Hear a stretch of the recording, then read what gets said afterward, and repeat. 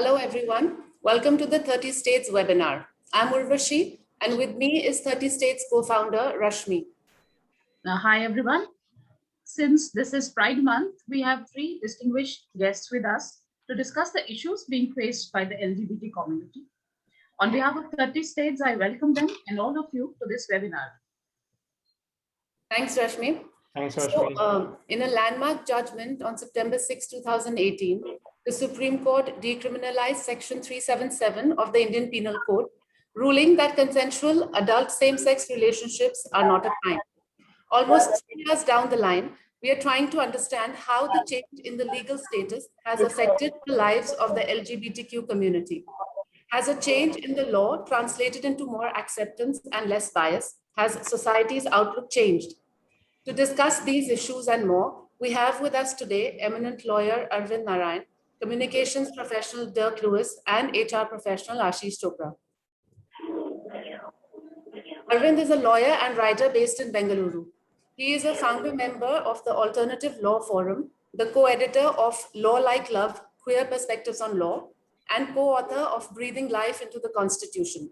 He was also a part of the team of lawyers that challenged Section 377 of the IPC, right from the High Court in 2009 to the Supreme Court in 2018. Dirk is a communications professional who has also dabbled with entrepreneurship. He spent most of his life struggling with the problem most people in the LGBTQ community in India face, acceptance and coming out. He was finally able to come out at the age of 32. He feels acceptance is still a big challenge in Indian society, but he is happy that young people are bolder than before and are able to come out to their friends and family much earlier in life. Ashish works with Philips as an HR executive and is based out of New Delhi. He also runs a brand called Bunic with his mother, which is an e-commerce marketplace for LGBTQ entrepreneurs and designers. Ashish was the first runner-up for Mr. Gay India. He was also the runner-up for a dating show on MTV and is also a drag queen. So welcome to you all once again. I'd like to begin by asking you all, when did you realize that you were gay? Arvind, if you could take that first. Sure. I guess as the oldest person here, I think it's only fair that I pick it up. I could be older than you, so just listen, guys. Age is a state of mind. So please, numbers don't matter. Yeah.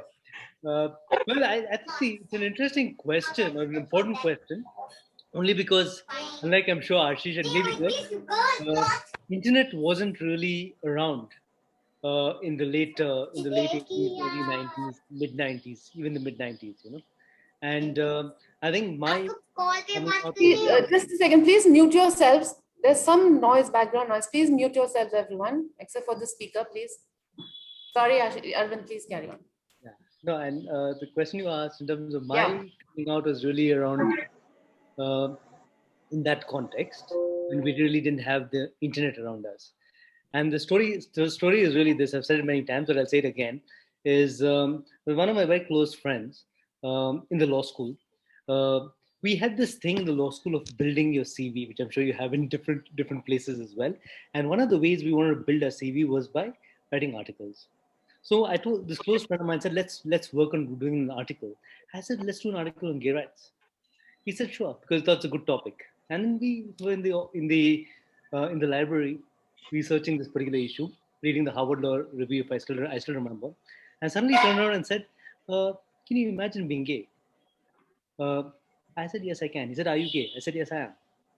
And this is the most, still now, I mean, in the last how many years, he's the most incredible guy I've ever met. His response within 1 week was to say, "Let's organize a seminar on gay rights." And initially, I mean, you can imagine the time, at that moment in time, I said, you organize it. I'm gay. It's okay for you to say whatever you want as a straight man and get away with it. I can't do it. He said, sure, I'll do it. Just be there with me. And of course, once he started, I helped him out, and we organized, in a sense, what became the first gay rights seminar in an academic institution, which was at the National Law School in 1997. And it's still the most significant thing for me, because it's out of that history. If you look at all the lawyers who've been associated with the case 377, all of them have an association with the National Law School. And it all it started in a sense from that seminar, set in place or started really by the initiative of a straight man. So that's my coming out story. Very Thanks. interesting and unusual. Yeah, true. Okay, Dirk, if you could take the question. Sure. So mine was really difficult. I knew I was gay when I was 12, so I didn't really have any doubt about that. It was just that I came from a small town called Ambernath, which is like Thane mein, and I never felt comfortable because people used to always crack gay jokes, and everyone, like, if you wanted to kind of make someone feel terrible, you'd call them gay, or it was like a derogatory thing. And that would kind of make me withdraw into not actually coming out. It took me many years. I did, obviously, I'm a human being. I would fall in love with people. My first crush was in school in the seventh standard, and I was crazy about him. And he was obviously a straight guy, and it was so. I've gone through all of this stuff of crying, and it was very painful. Like my 12th standard, I was in St. Xavier's College, and I think a couple of my friends probably felt that I was gay, but they didn't really kind of question me about it, because it was more of the don't ask, don't tell kind of a situation most often than not. And it was just strange for me to have to come out. But I went to Xavier's, so it kind of, and I would think, people would think that since you went to Xavier's, it would have been more progressive as a college, which they were. But I just never felt comfortable, or I never felt like there was an avenue for me to actually choose to kind of come out or something. And so I always thought that I would keep this as a secret forever. Obviously, it wasn't going to happen. But then, like, when I was 32, I decided one fine day I was alone with I used to kind of stay with my co-founder. We had started a business together, and I was alone at home. His entire family had gone to Delhi because his dad was undergoing an operation, and they left me all alone in this big house of theirs. And it was the first time I ever felt lonely or the need for company. And it was terrible, because before that I always had people around me, friends, family. So I never really felt that need to kind of have a partner. And that's when I realized that this is not going to work anymore. I've done it for far too long. It was just stupid, and I should eventually start to come. And then I started meeting boys. Then I came out to my sister, my brother, a couple of close friends, and that's how it all started. And then like last year I came out to my parents as well. I was part of this Ritviz video, and I thought it was a great opportunity to kind of use that to come out to my parents, and I did. And I'm out at work also now, and it's so much better. And I feel like I wasted a lot of time. I think people should not really wait for for that comfort to come out. You have to come out of your comfort zone and force yourself, so that you don't lose too much of your life. I mean, it's just not worth it. And if people have a problem with who you are, it's their problem and not yours. The moment you realize that, I think everything is fine. Okay. Ashish, how about you? I think the question was, how did you realize? Or Yes. When was it, like, you? yeah, I would. So whenever someone asks me this question, I tell them that 1st December 1994, the day I was born, the doctor said, "Mubarak ho, aapke ghar pe gay paida hua hai." I knew it from the beginning. I was always sure that I like it. But I think I was pretty confident about it when I was 6 years old, and it was the year 2000 when Kaho Na Pyare came out. I saw Hrithik Roshan and I knew he's my man. I will marry him and do whatever to marry him. I was obsessed with Hrithik Roshan, and I would keep talking about Hrithik to everyone. All his posters were all over my room. I would like cut out all newspaper cuttings. Whenever his picture was in the newspaper, I would cut it out and store it in his scrapbook. And I was obsessed. That's when I knew. And I started telling people about it, and in school, obviously, no one took it well. Everyone was like, "ये तो छक्का है, ये तो हिजड़ा है, इसको मारेंगे हम." And there was a lot of bullying in school. Now I laugh on it. But it wasn't funny at all. It was super serious. I would look for reasons not to go to school. I would tell mom, my head is hurting, my stomach is hurting, because I was prepared कि आज मैं जाऊंगा and today they'll call me something. Today they'll start hitting me. So I always started thinking of reasons ki, oh, I'm having a stomach ache, I don't want to go today. I'm having a headache, I don't want to go today. But in school, finally, I think in 11th standard, I gathered the courage to tell these two girls about it. And they did all the research. They told me that, Ashish, you're not the only one in the world. And there are more gay men like you who also like men. And it's pretty normal. And I'm like, Acha, kahan milte hain? Why don't I know of anyone? They're like, okay, let's see what we can do. So they were the first people who knew about me. The second person I came out to was my brother. That was over a text message because I did not have the courage to tell him on his face. And when I told him, he's like, "Oh, I know. I used to read your messages and I know your internet browser history." So it was all bit clear to me. So my brother already knew, and he was super supportive. He was always there for me whenever I needed help. And luckily, it's been great since then. After that, I came out in college, and everyone was super cool. I came out at work, everyone was chill.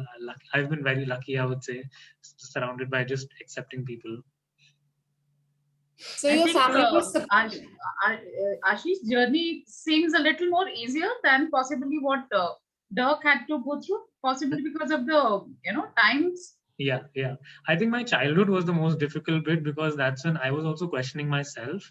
I thought I was doing something wrong because everyone else is liking Priyanka and Katrina. Why am I liking Ritik? So for I think 15 to 16 years of my life, I thought I was wrong. Second, everyone around me was bullying and harassing me. So it wasn't that great. But once my family started accepting me, then there was no stopping. Then I was like, I don't need anyone in my life. If I have my family who can accept me for who I am, I don't think I need anyone else. So that's when I got a little more confidence after their acceptance. After, yes.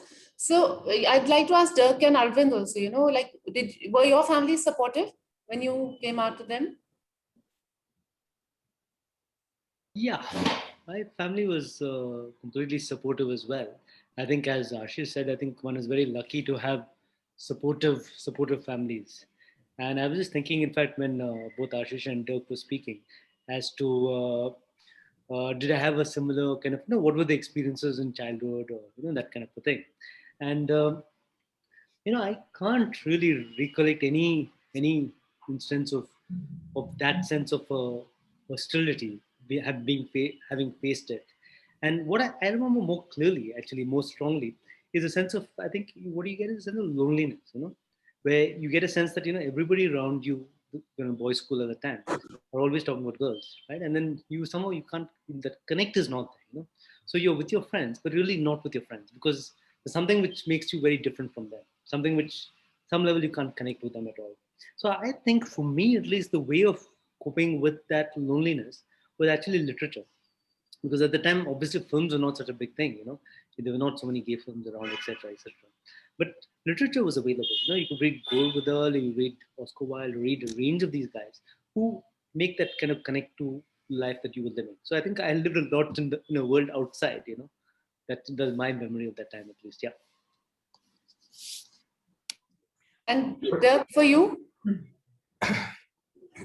So for me, so the question was again that how did you deal with it, or sorry, was your family supportive?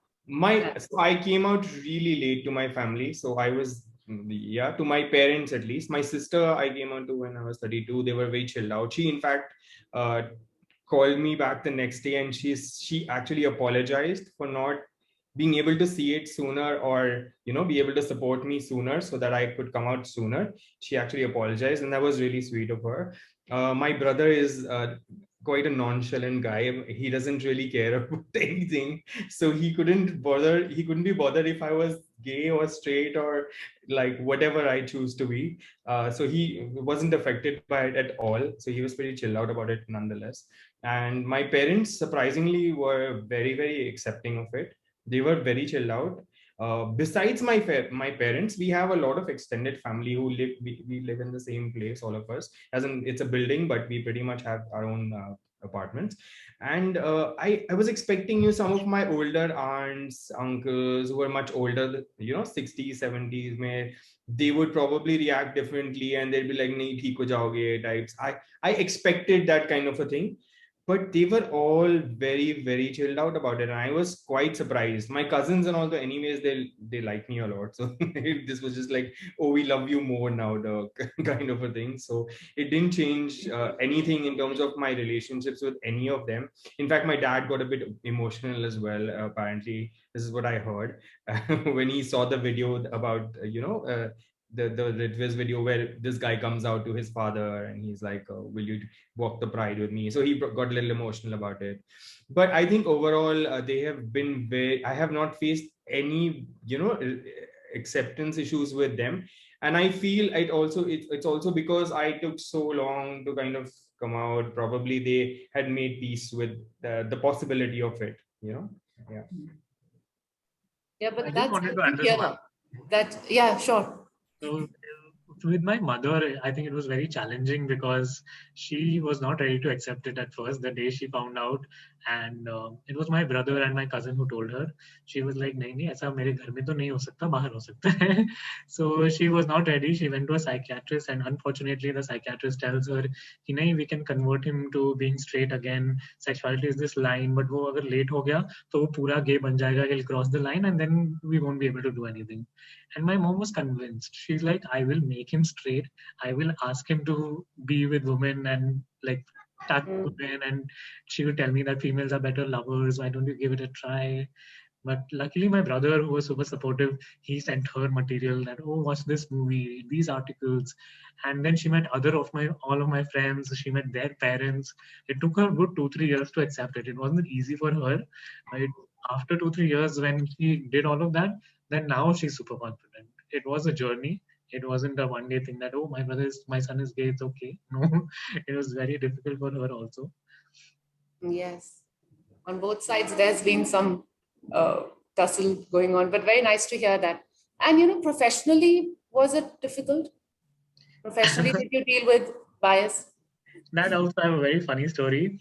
I think it was 20 of us who had first joined, all fresh from college. 20 of us joined this IT company in Pune, and we all were induction and all was going on. We started bonding, and the first few weeks, I would always keep thinking to myself that I better not be feminine. I better not say something wrong. That, oh, I went out with a guy. I have to edit it in my head and say I went out with a girl because I did not want to come out at work. I've heard horrible stories where people are not promoted. People are fired once their employer finds out they are LGBTQ. So I did not want to. But there was this one day, all of these girls, there were I think 15 girls and 5 of us boys. These 15 girls book a conference room and they're like, Ashish, we want to talk to you about something. Is it true that you're gay? We saw your social media and all. And I'm like, it is true. Is that a problem? And all 5 of them were like, Ashish, just one cute boy in the office. Even he's gay now. What do we do? So it was a very warm, very funny reaction. But they did mention that just be safe, just be careful. If you need anything, do let us know.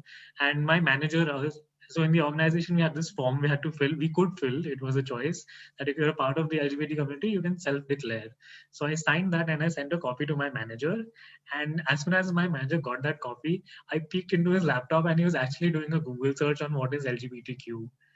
There was also this other day when one of the random colleagues, he walks up to me and asks me, are you transgender? And I'm like, what makes you think I'm transgender? Is it because I'm feminine? Is it because of my looks? And I'm like, okay, I'll answer your question, but what makes you think I'm transgender? And he's like, oh, the girls were saying that you like men.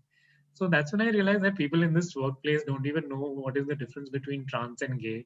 So that's when I started educating people. I started taking up certain initiatives so that I have sensitization workshops in my workplace, at least, to tell people what LGBTQ stands for, why should we talk about it at the workplace, and how to get rid of the biases you might have against the community. Because there was this one time my manager said that, see, Ashish, there's this one colleague and there's you.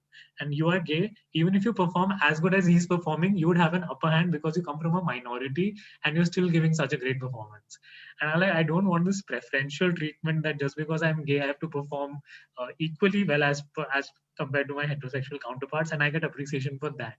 I will perform exceptionally well. I'll do better than them, and then you give me appreciation. That's okay, because this also is a kind of a bias, I would say, that just because we are from a certain community, we would perform a little lesser. I mean, that's not true. But Ashish, I think people from communities who are kind of marginalized, I think, or minority communities, or people who are who have it a little more difficult. I think they do deserve. I mean, it might, maybe in your case you didn't want it, but I think a lot of people do deserve that consideration, because they've gone through a lot in life already. Yeah, and I think I'm not saying it should be outright reservation or something of that sort, but I think it deserves a consideration, to maybe at least give them the benefit of the doubt if they're going through something, or if they're going through a tough time. And or I think, like you said, at the workplace, sensitization is a terrible, it's run in such a haphazard, fake, put on manner, that people don't really get sensitized. And it's a shame. Like large MNCs who spend a lot of money, like some of them spend millions of dollars on Pride Month and things like this, have very little budgets for actually teaching or sensitizing their, or educating their senior, forget the junior staff, the senior staff, the people who are managers, who are taking big decisions for the careers of people from the community or even others. These guys are absolutely clueless, absolutely ignorant of there's a lot of things that they're ignorant of, like what do you call people, what pronouns do you use, how do you refer to them, what do you not say, what do you say. They're absolutely clueless, and this can really, really while Ashish has kind of taken it in a positive way, I think it can really, really impact the way they perform at the workplace, and the way they are able to take things in their stride, or criticism, or because they could be going through so much more than what you're assuming they are. And I think the sensitization is very, very critical. I have not had a good experience. I have not come out until last year, and before I came out, I saw a lot of murmurs in the office, and people figured out, obviously from social media, they're able to kind of crack that. Oh, and for them it's this whole revelation. Oh, we have done, we've all been like Sherlock Holmes and cracked this big case that this is the gay guy in our office. And so for them, it's not something that's a sensitivity. It's more like, hey, we figured out he's gay and she's gay and whatever. So it's like a game for them.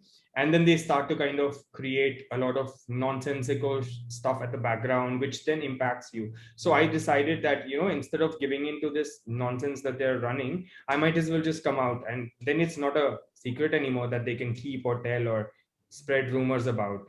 And it was terrible. The whole experience at my workplace hasn't been very, I don't think they're an LGBTQ friendly organization. I don't think they're sensitized enough. And this is the case in most organizations, whether you look at my current one or my previous one, or even large IT services companies, they're absolutely ignorant. People who they put in charge of these diversity councils and chairmen of diversity and all, they're absolutely illiterate both about anything. I don't even know how do they make it to these positions in these companies, which itself is a ridiculous thing to be talking about even in today's day and age. We have a question from Lakshya. Lakshya, you want to ask your question?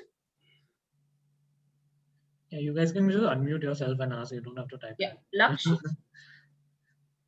Okay, he has sent a question. If he's not asking, but let me ask. He's asking about what about a reservation or a quota for LGBT community at workplace? Arvind, I think you are best placed to talk about it. It was me, Dhruv. I have asked this question. Huh? Yeah, Dhruv had asked. Dhruv had asked. Okay, I'm so sorry. Yeah. Okay, No, Dhruv had asked this question. Dhruv, you want to ask anything you want to add?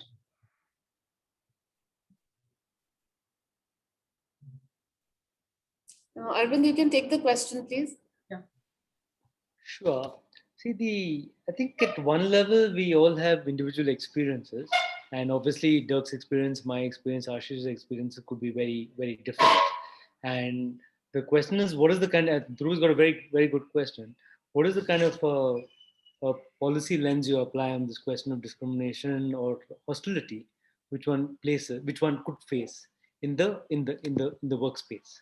And perhaps one way to answer that is through the judgment in terms of the Supreme Court judgment in Nalsa versus Union of India, which is a very, very important judgment on the recognition of the rights of transgender persons as full citizens of India.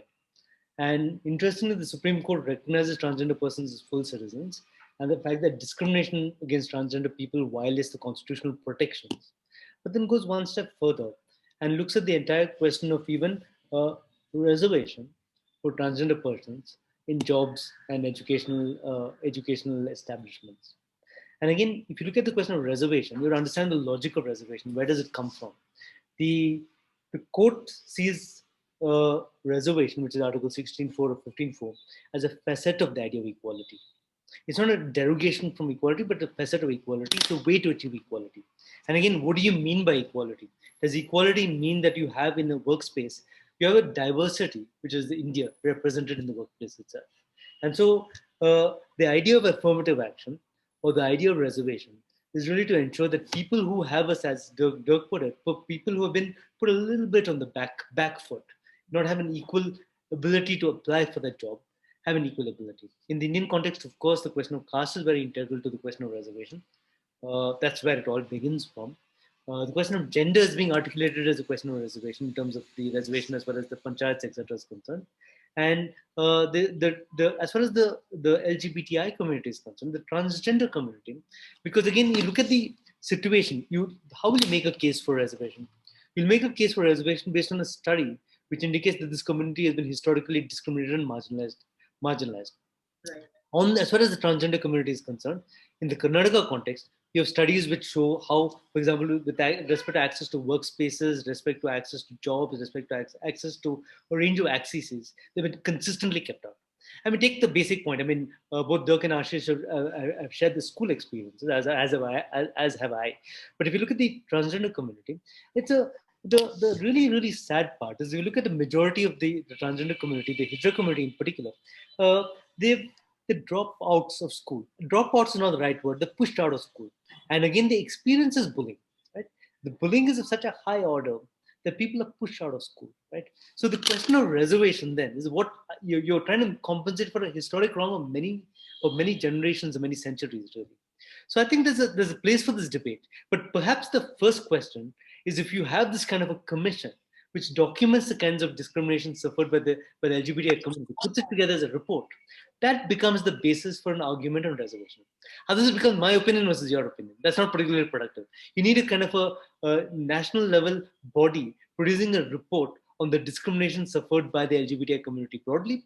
Then we're able to take this debate forward in a productive sense. So is that something that, the community is working towards? Demanding that?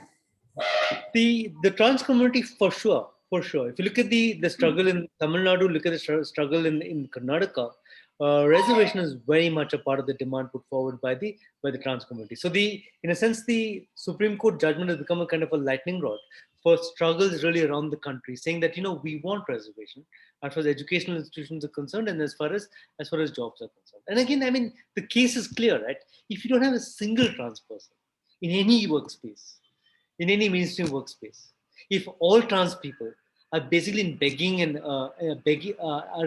sex work, what does it say about yourself in the inclusive society? What have you done to make people feel included within your setup?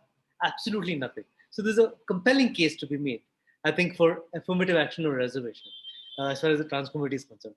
The LGBT community, I think Ashish is right in some ways, is that there's certain ways in which there's a privilege in terms of class, which we have, which makes us maybe able to compete in equal ways with other people. So I think that there's a debate to be had there in terms of how we structure, for example, take into account the particular marginalization one might have faced. But it may not be the way you'd approach the question as far as trans people are concerned, especially the Hijra community is concerned.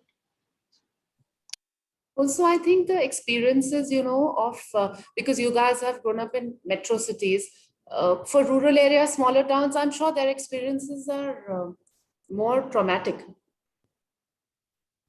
Yeah, again, sorry, I'm sorry. Please, Ashish and Dirk. No, go ahead. Yeah.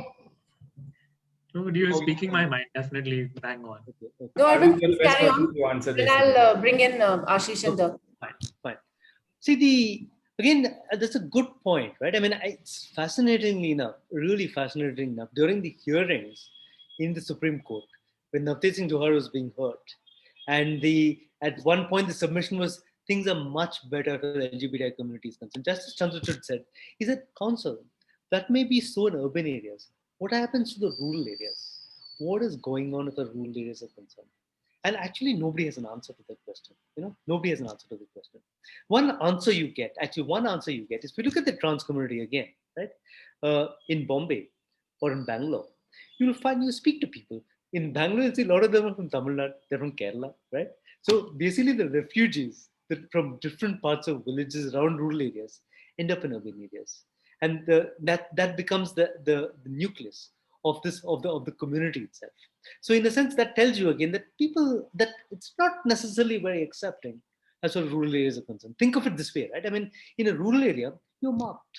Everybody knows who you are. Everybody knows who you're going out with. Everybody knows everything about you. In an urban area, you have a little bit of space to be yourself. Everybody's not on your back all the time. There's some spaces you can carve out of, some space of autonomy to explore yourself, to be yourself without being always subject to this pressure for conformity. I think the pressure for conformity can be much higher in a rural context. But again, I don't want to make too many generalizations, because I think there's space to study in terms of, other ways in which trans people, LGBT people in rural areas cope with the situation. Of course, a number of them are refugees, in a sense, internal refugees who land up in urban areas. But there are also people who end up coping in whatever way with difficult situations and find spaces of friendship, spaces of support.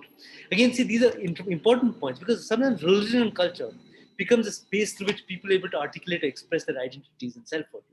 And again, there's a space for a larger study to know what is happening in the rural context of where LGBTI people are concerned.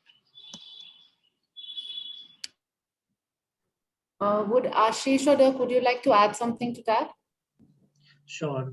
As Arvind was mentioning, yes, I think I am very privileged still, and I would not like to use probably a reservation quota, and I would prefer that probably someone from the trans community who has gone through all of that would take advantage of the quota. I think a reservation is necessary, but probably mostly for the trans community and people from the LGB community who have faced a lot. I don't think I've faced a lot of discrimination and want a special quota for myself. I am fighting for I want equal rights. I want to be treated equally. I don't want any special privilege, because I think I'm just like everyone else there in the workplace. A lot of other LGBT people though do go through a lot, and I think they do deserve a reservation because of their struggles. I personally would not like to get a reservation. I would like to fight for the merit basis, and that's what I'm fighting for. So Dirk, if I can just put it a little differently, to you, that almost 3 years down the line after the Supreme Court ruling, then what exactly do you think has changed apart from the law? I think we haven't moved too much ahead. I think the one thing that has changed is that people feel that it's no more a crime, and that was something that was the worst thing, right? Before, just think about it. You're just another normal person, and just because you love differently, it was a crime. Just imagine how people would have felt before that ruling, right? It was something that was so abnormal, and I think that has been normalized. And I think people should not sit pretty on the fact that, hey, the Supreme Court has normalized it. It has, it's no more, unlawful or illegal to, just have a relationship with who the hell you want to. And I think besides that, I think it needs to be normalized at various levels. While reservation is important for things to move quickly, I think it's important. I think it's more important that we start to normalize stuff. And I think they need to normalize it at several levels, in the school, in the college. These various touch points are where people spend a lot of their formative years, where they experience a lot of the oppression or the differentiation, so to say. And I think school, college, your workplace, the government at large, if the government of India stops opposing nonsensical things in courts, I think we will generally get a sense of a progressive state post that. So I think these are very, very important elements where you have to normalize these things. People have to, and it is happening. Education certainly is helping. The internet is helping. A lot of I think a lot of the normalization is also coming in from the fact that your films, your television, etc., to a certain extent are bringing in, like for me and my family, Modern Family was something that we watched very often, yeah, as a family. And somehow I feel that that has impacted the way they think about gay people. Just to see, this gay couple with their family in such a normal setting, and no one's even reacting to them as, you guys being gay or whatever. And I think these things help normalize it in the urban areas. But in rural areas, obviously these measures need to be taken at every level, at the school level, educating the teachers who teach these kids, educating people at the college level, educating people at the work level, because unless you normalize it and make people feel that it's normal, I think you can bring in reservation and whatever you want, but there will always be that thing in people's minds that they are special, or they are different, or they are, this different category, or and somehow that is not going to help our case. And I think in the long run, whether it's urban or rural areas, I think normalization and various measures to bring in that normalization into people's minds is very critical. Just a quick example of my workplace: people who are below a certain age group are very, very normal, find this very, very normal. They don't treat you any different than they would treat you if they thought you were straight or whatever else. And that is very, very progressive. And it's very heartening for me to see that, uh, because I'm some of these people's boss, right? Or their managers or whatever. I don't like the word boss, but their manager. And they could have treated me differently because they know I'm gay, but they don't, it doesn't matter to them at all. Just like my brother, yeah, he's that same age group. He doesn't care, like, what, you love who you want, do what you want, it's your life, right? And that's how it should be. But people, I think, in the older brackets, who are the decision makers, who are the people who decide on a lot of stuff, who are running companies, I think that's where the normalization needs to be worked on at a much harder level. And they need to kind of have specific programs or specific sensitization sessions, etc., with these people, because they are going to decide how progressive their companies are. And if they like it or not, in another 10 years they won't matter, right? I have a question here, Dirk. From whatever little I have known these corporates from close quarters, most of them talk about being very inclusive companies and having, insurance policies for your Yeah. partners. If you're gay, they talk of big things. But since you have worked closely with corporates too, you think it's more of a on the paper kind of thing? And So I think they have a lot of these people, which is good. I'm not going to complain about it. I think it's a step in the right direction, right? So I don't want to kind of cry about it or make it look bad. It's a step in the right direction, but I think a lot of these, it's something I call the tick box strategy. So a lot of these corporates do a tick box strategy. So if they're going to run a program around LGBTs, they'll have a lot of boxes to tick, and they will take it. So, like, for example, insure the partner as well, do stuff around LGBT, Pride Month, or there are certain tick boxes that they would do, but they don't really go the extra mile. They don't understand what is the problem. See, that the other thing is that what happens is, like, the LGBT community in most organizations is a very, very, very, very small number of people.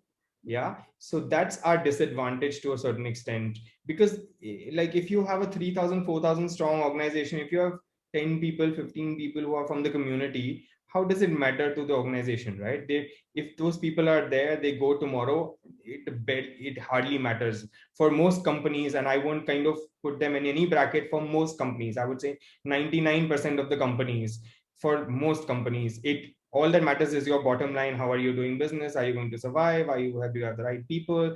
Basic things of business. These things feature very, very low on their agendas, but they will do the tick box strategy to show that, okay, we are we care, or we at least need to be seen as caring. So I think that's basically what it is. Like, for example, in one large organization that I was in, the person who was who was the chairperson of the diversity council or whatever, she was a lady and she had no clue. She was absolutely ignorant about anything to do with I think diversity and inclusiveness is still limited to women now. Exactly. No, and I was in the corporate communications department of this company, and I would get queries from the media around LGBTQ, Pride Month, and can you comment on what are your measures you're doing, and they would be like, we don't want to talk about it. We're cool about it, but we don't want to kind of proactively go out there and say stuff. And I found that ridiculous. I mean, and this from the person who's running the diversity council. It was shocking, like how I don't want to say the word, but it's how stupid are you? Like, why are you in that position if you don't want to talk about it? Give it to somebody who understands it, right? Or relinquish your position, or go into an HR role or something else that you can manage better, and give this to somebody who is possibly from the community, or someone who's better educated, better, who understands the challenges better, and who's able to address them, or at least do something about them. So it's always a tick box strategy for most of these people. And it's sad, while some of the leaders try to kind of push it, it doesn't really trickle down, because there's no measures, there's no concrete there are no concrete programs to actually do stuff like this. And it's really sad. I mean, if you are a LGBTQ community person, and you're in one of these organizations, you're not going to ever feel that they support you. Yeah. Okay, Dirk, since you mentioned this modern family, I just wanted to know your opinion, your views on how do you see the depiction of the community in popular culture or the media. Are you happy with it? Are you unhappy? Do you think it's like I think I think it's art is a very relative medium. So and the media kind of generally cover it neutrally. So I don't see any issues from the media perspective. I think they do a good job of really bringing up issues. But I think what needs to happen more is to have more participation from the community. I think that somewhere lacks a lot, and proper representation. A lot of times you just look at a gay person, you don't probably go to a trans person, or then you only look at a trans person. So I think proper representation, when things like these or these discussions like these happen at a policy level, or or a company level, representation is important, and that somehow lacks. Arvind, Ashish, your views? I just wanted to know from Ashish. Yeah. So I think initially the representation was horrible. When Dostana was there, when Student of the Year, Rishi Kapoor, oh my God, that was a disaster. And I think that was the time my mom was also kind of fearing that Mera beta bhi aisa banega, he'll be like the cartoon in the movie, everyone will keep making fun of him. So initially the representation was terrible.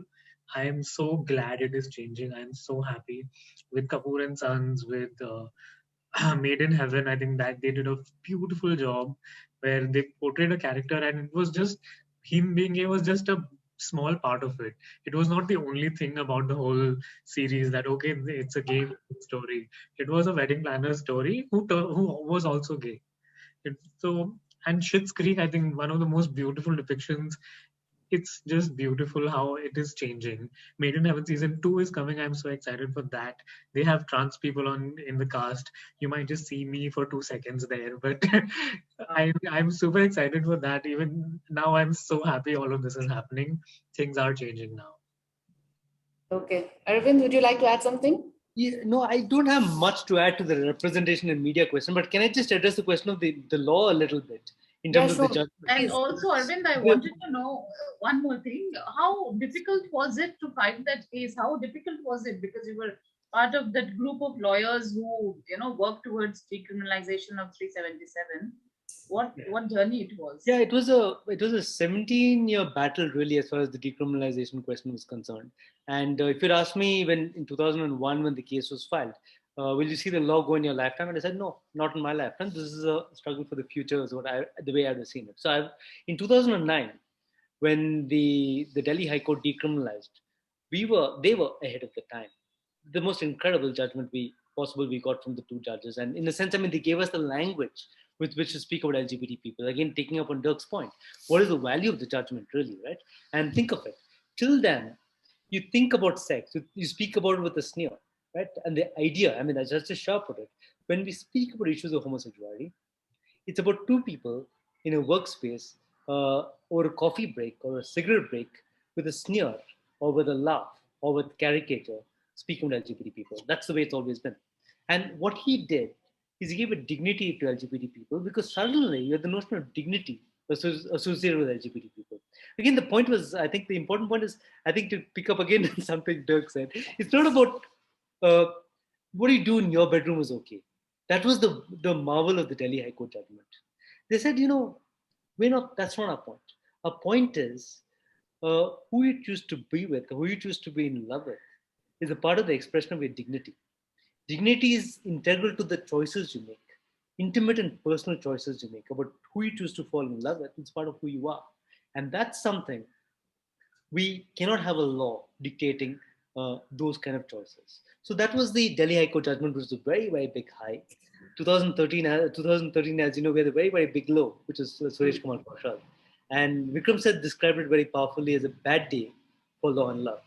It's a bad day for love. Obviously, when you reduce LGBT people to nothing more than the sex acts, it's a bad day for love.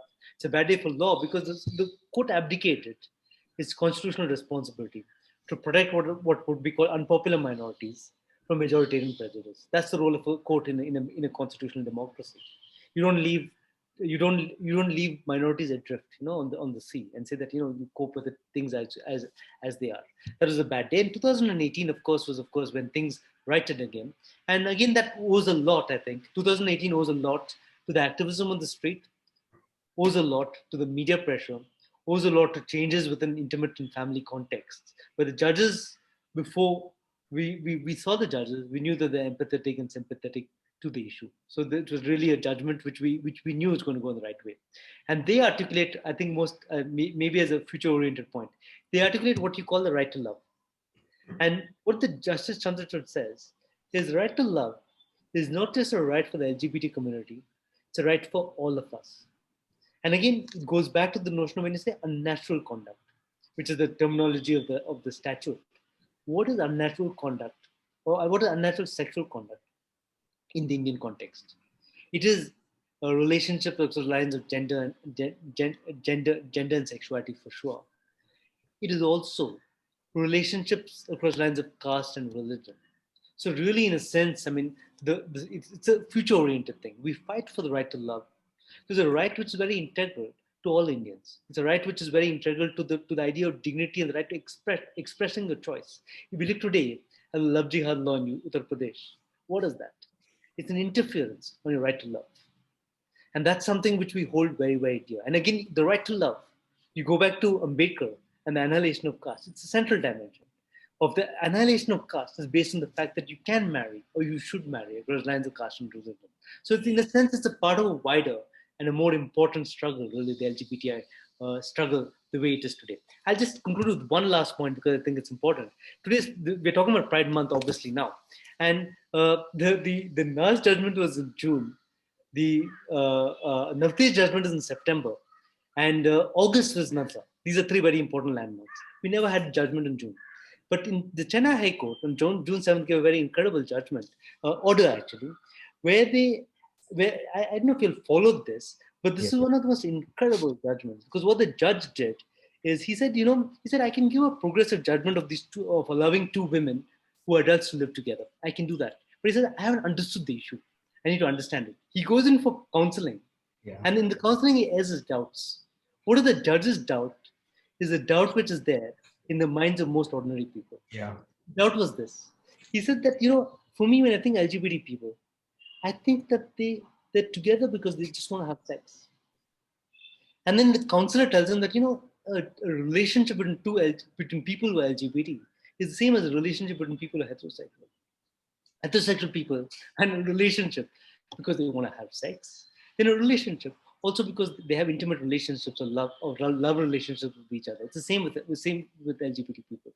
So the judge goes through his biases, examines his biases his prejudices, educated by the community, and comes out with an incredible series of orders, asking for a challenging heteronormativity in the state, heteronormativity in the police, heteronormativity in educational institutions, heteronormativity in medical institutions, a range of places. He says the challenge, he's asking for the government to transform acting.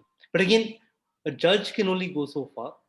Transformation will only happen if that is taken forward by a wider social movement, a social process, saying that, we need to be a part of ways of transforming different institutions of society, so that there is a greater acceptance for the variability of the humankind, which is broadly what we're really advocating for. I did want to, when you were talking about dignity, when in my previous organization, my manager would ask me that, Ashish, why do you want to talk about your sexuality at work? It's your personal thing. You keep it in your house. And I'm like, when you tell me that you went out with your wife for a movie, you went out with your family for a vacation, that is also you telling me that you are a heterosexual and married to a woman in a way. I just want the same right. I want to be able to talk about my boyfriend or who I went out on a date with. I don't want anything extra. I don't want any special privileges or rights that I'll pay less tax because I'm gay, or I need a bonus because I'm gay. I just want if your wife is covered in your insurance, I want my partner to be covered in my insurance. If you can so easily talk about your wife, I want to be able to talk about my boyfriend. I'm not asking for anything extra. I'm just asking for equality. So that was a very good point Arvind made, that we are fighting for dignity. We just want the same what straight people already have. And to Arvind's point that they didn't expect the judgment to be in our favor. I think I don't think a lot of people expected it to be in our favor. And so when it did happen, I remember this exact moment. I was in the office. I was at my desk, and I keep checking the news because of the nature of my work. And I saw the judgment come up as one of the top news items in Google News. And it was such an emotional moment. I can't even express it. I mean, it was more emotional than when I came out, because for the first time you are being told that what you are and what your preferences are not illegal. So just, I think people need to start to understand that, it's such a big deal. It's not just a judgment. It's a turning point in somebody's life and what they believe and and how comfortable they are when they step out of their house or get into their workplaces or their colleges or their schools. Or no more is it illegal. I mean, that the thought that it was illegal itself is ridiculous. And that emotion, that flowed through me when I saw that piece of news was, I can't even describe it. I just put my head down on my desk, and I was like, and tears were involuntarily flowing through my eyes. It was just unbelievable. And I thank, all the people who have kind of worked so hard on getting us this freedom after so many years of hard work. And it I don't think, we say it enough, but these people are heroes, and like they should be kind of immortalized, to that extent. It's just unbelievable. It's like a freedom struggle that we have won. So yeah. Wow, that's a good analogy. Freedom struggle. And Okay. Arvind should be happy because he was part of the struggle. Just one small point I'll add to that, actually, which is that, I think Dirk's description is an important one. It is a freedom struggle. In terms of, as in fact, as one of our trans colleagues says, that the rest of India celebrates freedom on 1949, August 15th. We celebrate freedom on July 2nd or September 13th, as the case, September 9th, as the case may be. But the point again is, the only point I want to make is how so many people will just feel a sense of ownership about this judgment. Because of the number of protest marches, pride marches that happen around the country. Trans colleagues have said, they said that that law went because we fought for it in the streets, and that's true. That's true, because lawyers do only a very small part of the work. End of the day, the judge's mind was in that direction. Why were the judge's mind in that direction? That's the role of the media. That's the role of of activism. That's the role of people coming out. Really, that's the broader transformation which has happened. Which, in a sense, the judges were a part of the moment. So in that sense, again, Dirk, my point was 2018, the judges were part of the moment. We expected that judgment.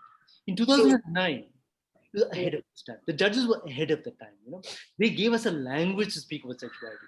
So, but the important point is really how between 2009 to 2018, Indian society had transformed to such an extent that there's so many people who again, the movement analogy is an important one, because a movement is one where you don't know the majority of people. You never met them, but yet they're a part of this something which is larger than you. All right. Are there any questions, Rashmi? I think what Rishi Raj had written. Is there a question? Is Rishi there? Rishi has messaged. I wanted to share.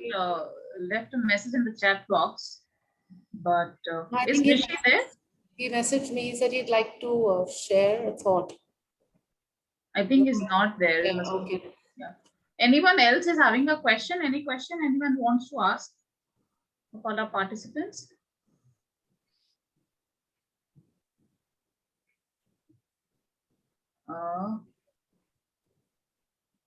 I think Dhruv is asking. Yeah, marriage equal rights way forward. Is marriage? I completely agree. That's an important topic to talk about. So I think Arvind should address it first, and then we'll bring in the emotional angle of it. Sure. Okay, I'll do my best to be cold and rational in this part of the. Also, if I can just add marriage and also children, because adoption is also one issue that has been kind of hanging fire. Right. See, again, this is an important point. The important point of the judgment is liberated hopes and aspirations across the board. Different people have different aspirations of what they see as the future. One section feels very, very strongly that what we need in place is an anti-discrimination law, because of the fact that precisely that discrimination you face in the workplace, discrimination you face in terms of access to public services, etc. But then other people feel equally passionately and strongly that what we want are equal rights as far as marriage is concerned. And there's a third part which feels equally strongly and equally passionately saying that marriage is, at the end of the day, it's a patriarchal, it's a heterosexist institution. As queer people, we want no part of it. Right? That's a equally passionately felt opinion. So between all these, how do you negotiate? What is the way forward as far as the queer community is concerned in the broadest possible sense? My answer to this would be that I think everybody is entitled and should take forward their viewpoint in terms of what the future of the struggle should be. But the case for marriage equality to me is based on one fundamental fact, which is the question of discrimination. That is, what is there in the law should apply to every person. And that I think fundamentally I'm in accord with. So I think fundamentally that if people want to get married, they should have the option to get married. But equally, the point being that marriage can be a confining institution. And surely we should have an imagination and broaden this notion of what intimate relationships are like. Why are we stuck on this notion called marriage? That's the other dimension, which is equally, if not equally important. So that's the queer imagination, where you're saying we want to transform societal institutions, not just ask to be a part of societal institutions. So keep that thought in mind as well. That being said, in the Indian context, marriage can be an extremely radical act for the simple reason that our country recognizes marriages on grounds of caste and religion. If you go across lines of caste and religion, you're anyway challenging social structures, as it were. So I think in the Indian context, marriage is a certain kind of a radical potential, radical impetus. So I think that's one way the struggle will go forward. And again, in the Indian context, where will it, just give you a quick sense, look at the law on marriage. There's Hindu marriage, there's marriage in the Islamic law, the marriage and the Christian law, all separate institutions. Where would we put our transformative question in? We will phrase it in terms of the Special Marriage Act. Special Marriage Act recognizes marriage across lines of caste and religion. That's the only law in which you can get married if you want to marry across lines of caste and religion. So as a part of that, you will say that it should not be limited to male and female, but to all persons. Again, but the question to Ashish and Dirk is, for example, right? You want marriage, right? You get marriage. There's a clause in that law on divorce which says that, for example, adultery is a ground for divorce. How does adultery as a ground for divorce fit within, for example, the norms of the queer community? There's another provision in the Special Marriage Act which talks about restitution of conjugal rights. That is assuming your husband or the wife, right, doesn't want to have sexual intercourse with you, I can file a petition in the court saying, I want my conjugal rights restituted. How do you see that particular provision, right? All these traps in that law. I look at it and say that, is this a law one wants to be a part of? I'll just leave it at that and saying that there are all these questions around it. I'll leave it at that. Ashish, why don't you go first? All right. Yeah. I would Final definitely. thoughts. Final thoughts. Yeah, my mom is waiting for me to get married. Like, oh my God, you're 26 already. I'm just 26. Let me live my life. But she is waiting for the day. And I think it is discrimination that people from the LGBT community still can't marry because other people can and we cannot. I mean, that is just unfair. And we should be able to adopt. I mean, हमने ऐसा कुछ गुनाह नहीं किया है that we can't adopt. And I think I can be a better father than any other heterosexual man also. So obviously, I want the rights. It's stupid that we still don't have it, and we have to fight for such basic rights, which almost all other countries do have now. I mean, all the leading progressive countries already do have. So I think that's why India is unable to progress because of gay rights, because we don't have equal rights. इसलिए हम पीछे रह गए.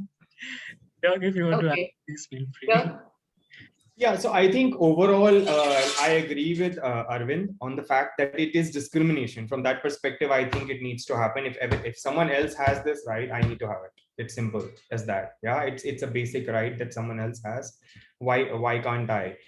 Just on the discrimination front, I'm not a fan of not having equal opportunity to get married.